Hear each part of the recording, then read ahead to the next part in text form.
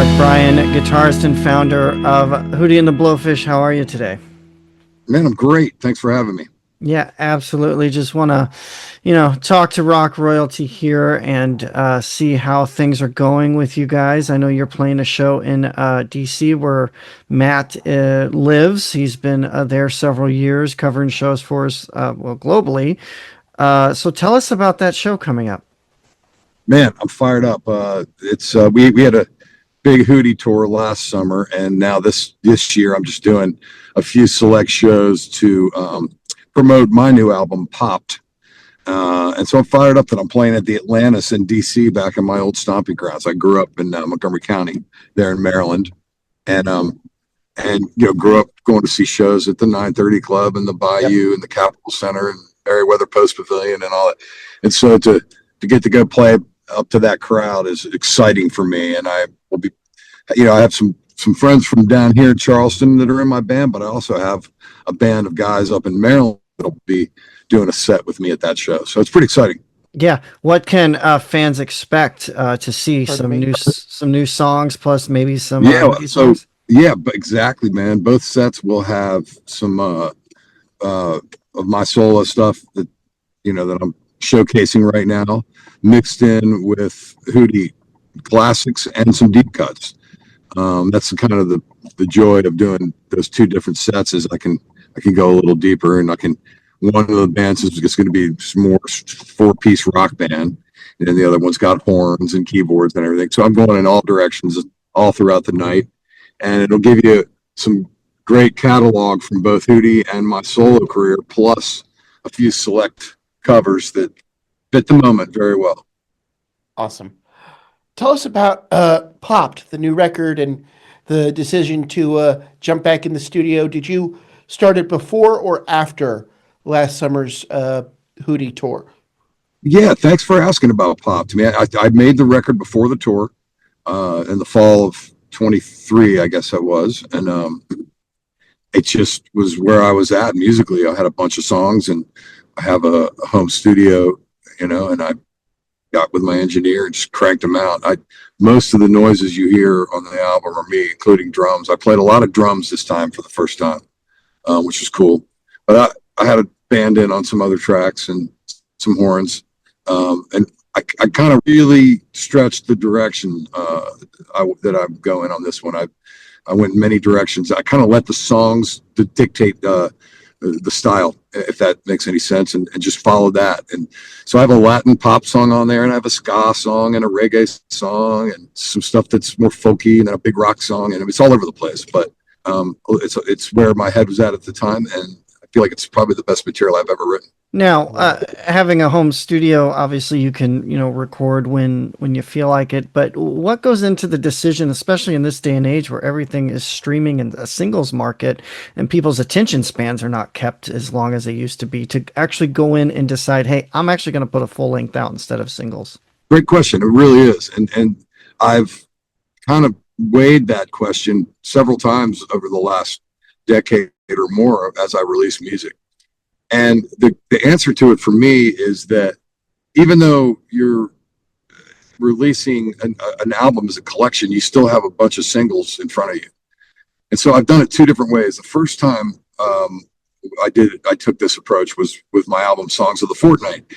And I had this campaign going called Song of the Fortnight, where I was putting out a song every 2 weeks to my fan base. And sometimes it was something that I was producing, or something, or maybe I jammed on somebody else's track, or maybe it was just a co-write that I was putting out, or something I was involved with. But throughout the time, there was these individual tracks of mine, solo songs.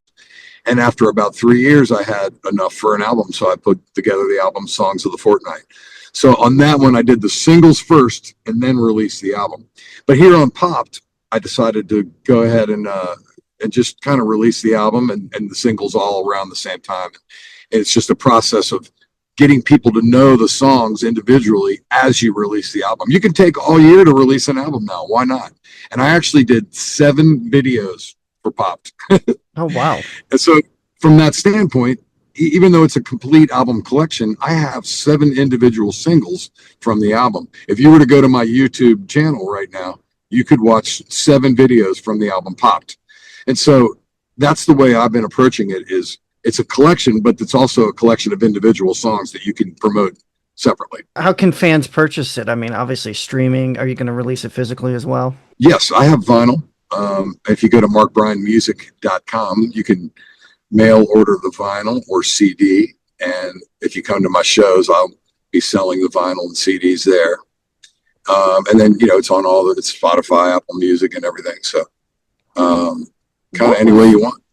What was the process like for sourcing the vinyl and getting all of that done? Since you're selling it from your website, I'm sure you may have some insight into how that Another worked. great question. I have, we for years with Hootie have been sourcing merchandise, and so we have a lot of good contacts here in South Carolina. But interestingly for vinyl, a really cool record store from New York, from Long Island, called Record Stop. It's kind of famous up there. If anyone that's a New York person would know about Record Stop, especially from back in the days. The guys from Record Stop moved down here to Charleston and opened up some locations down here in town, and they have good vinyl sourcing as well, and sort of a small indie label that they're doing and everything. So they were very helpful in the process of me manufacturing vinyl. And Speaking of Hootie, you have a new collaboration with, I believe it is, buddy, correct me if I'm wrong, it's been a minute since I looked at it. Scotty McCreery. Scotty McCreery. Tell me about how that came about. And was that all Darius and the whole... Another great question. You're full of good questions today, man. So Darius's producer, when it's a Frank, also is producing Scotty McCreery. I guess he co-wrote Scotty's song Bottle Rockets with him. And I guess the mashup thing is hot now in Nashville. So maybe it was Frank's idea, or maybe it was Scotty's, I don't know which, but to say, hey, let's mash up Bottle Rockets with Hold My Hand. And when they did it, they asked us to come and redo the background parts, and so we did it at my studio, actually, and it was fun. And it's just something different. Really cool way to get that song back out there in a unique way. And it's such an iconic song, and it kind of, you wouldn't think this 30 years ago when it came out, that it kind of fits the country format these days when you think about the way music has evolved in some aspects. Well, what was it like? I mean, it's funny to think. I mean, Darius and I talk about this all the time. If Hootie had come out in the 90s, if Hootie had come out, instead of coming out in the 90s, we would come out now, we probably would be on country radio. I mean, you're exactly right that the genre shifted over the years, What does that say about how genres evolve and how perceptions of what box music fits into evolves?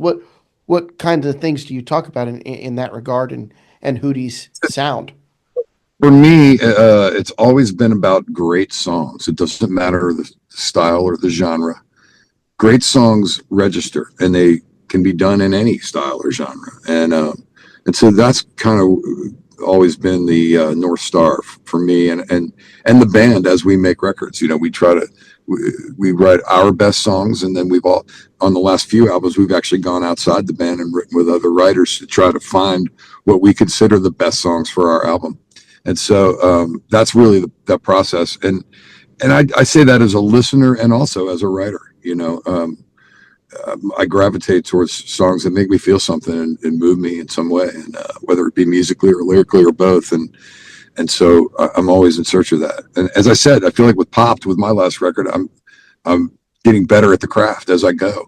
It sucks that people are only interested in musicians in their prime, or a lot of times that's the case. But because I feel like as you get older and wiser, you can write a better song. So I still feel like my best album and possibly a great Hootie album is still ahead of us. I really do.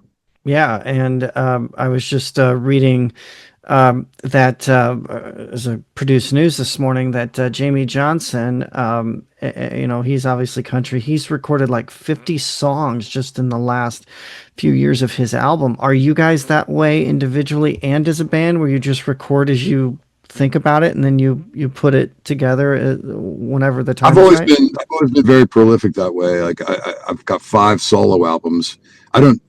I don't want to have 5 solo albums. I wish we had, 15 Hootie records, but we only have 6 or 7. And so, when we're not active, I just make albums on my own. So I'm definitely that way. The songs hit me. I wrote a really cool riff this morning. I was rehearsing for a set that I'm doing, and when I picked up the guitar, it was in a weird tuning, and I started playing it, and really, I found a really cool riff. And so I got a new song going today. And so that's just like my approach to it was part of how I get joy in life. But as far as the band, we can only do that when we're active. When all 4 of us are like all in. And so the last time that happened was 2019. As far as making a record, we did do the tour last year in 24, which was really fun. But it would be great to have another creative session. I can't wait. Again, the older and wiser we get, I still think we have something great to say. Maybe a message that we could have never said when we were young. And so it'd be really cool to write that together with the guys. And also musically, on our last tour last year, we were as good as we've ever been. I mean, everybody's great at their. I'm a better guitar player than I was in my 20s, that's for sure. And so everybody's just better at what they do, and the band was really tight last year. So I think it's highly possible for us to still have some greatness ahead of us. Do you think your tightness and your camaraderie with that is due to the breaks that you guys have had throughout your career, where you just kind of get together and like, wow, this is really where we shine? Yeah, it doesn't hurt. Obviously, you step away and you come back fresh, and everything feels fresh, but it also sounds fresh. And then everybody's been doing different things and having different influences. So when you come back together, the sound of the band is slightly different than it was when 5 years before, for whatever reason. And it's a cool thing. But anyway, it feels great, and so it's nice to be able to say that we potentially have some great work ahead of us. Well, you have some great work ahead of you. The new record, the tour. Cannot wait. Unfortunately, I will be traveling when you're here in DC.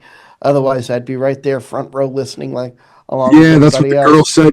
That's a bummer, but I appreciate it. Maybe you could send some friends out and Oh yeah, let me of know. I'll course. put them on the list. Of course. I love the Atlantis. I've lived here for over 4 years now, and actually I haven't seen a show at the Atlantis yet. I've been meaning to. It is the way they did it is it's a it's a remodel, or it's a replica. They replicated the original 930. So 930 went to a bigger building, Yeah, and I knew this that.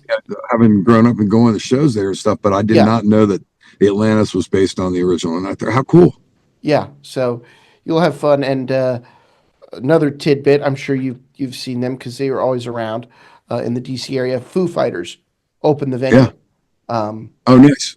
yeah, with a big underplay because of the capacity. But you will, Mark Bryan, you will pack them in. I am sure. I know that. And this is one thing that I've noticed that's unique with this band with Hootie, is that the fans seem to equally care about what each of the members are doing. I've noticed that in the Facebook groups and the different things. That came out to see you guys at Jiffy Lube Live last year. I mean, what do you make of that? That it's not just for them about the band, but they do show interest in what everybody else is doing outside of the group.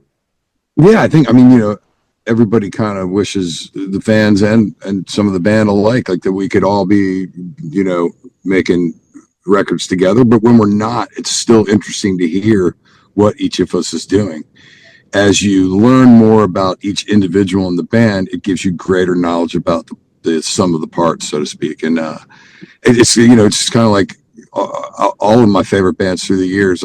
Whenever there's a solo album from the band, I'm always interested to hear what that sounds like. Mm-hmm. And sometimes you love them, and sometimes you're like, oh, I wish it was the band, whatever. But like it gives you that perspective on where the band comes from, and so I think that's why it registers. Well, And ultimately, like I write these songs, and like I would ultimately love for them to become Hootie tracks, but if they're not, I just do my best to make a great version of them. And over the years, I've become a better producer, record producer, by doing that, by learning that craft. And when the time is right, the next Hootie project comes every time. So Yeah. hopefully it'll happen again. Well, my final question for you, Mark, is was it hard for you guys to decide, to do solo work and, put Hootie aside, or it was something that just kind of came naturally in the cycle of the band? Yeah, that's a good question. So the first one, I did the first one in 97. And it wasn't because I was trying to go solo. It was because we had made Cracked Review and then Fairweather Johnson, and we weren't going to do anything. And I had all these songs that were left over from those albums that never got recorded, and they weren't going to get recorded. And so I was just like, man, I don't want to just, the band's off. We're not going to tour. We're not going to make a record. I've got all these songs I'm sitting around. And so I decided to make a record. And I don't know if that was the right thing for me to do when I look back on it, because I think the perception of it was that I was trying to break off and do something solo, but it really wasn't that. I really was just trying to give the songs a life. And so, on hindsight, maybe I shouldn't have done it, because it might have felt to people like there was a fracturing, but it wasn't meant to be that. But the guys supported it. And then Darius did his first R&B record with Hidden Beach Records, and we all supported that. In fact, we were playing songs from his album when we would tour. Same when he started doing country, like his first single for country, we were playing that on the last Hootie tour leading into his country tour. So, it's always been a band, and we've always supported each other in what we do. But I don't know. I wish we were more. I wish things were more like it was in the old days, in the early days of making records, where you would just get to the studio every year and make a new record. That's what all bands used to do, or whatever. And we started off on that path, and then we just didn't stay on it for whatever reason. I don't know. It's out of your control, man. Mm-hmm. We could sit here and talk about why all day. I have no idea, but all I care about now is that we get to do it again. Yeah. It used to be record tour, and now things have completely kind of reversed itself. It's tour, record here and there. That's exactly right. And we're coming back to the single being more powerful than ever. Right. Yeah. Well, Mark, Bryan, thank you so much. This was a really great conversation. Thank you, thanks, everybody. Guys. Thanks for the great questions, man. I really appreciate it. Very poignant. Thank you for enjoying them. Thank you. And go check out his website. The date in Atlantis is at Atlantis in DC is not the only one that he has on his website. He's Mark, you're touring solo to a couple different places, so we invite everybody to go check that out. And I'll say it early. You'll be hitting the stage, and welcome home. Welcome back to the area. So thank you so much, man. I'm sorry you're not going to make the show, but we'll catch you on the next one. Mark Bryan, co-founder and guitarist of Hootie and the Blowfish, joining us here on the Music Universe podcast. Please check us out online at themusicuniverse.com, and be sure to check us out on socials and follow us at The Music Uni. Take care.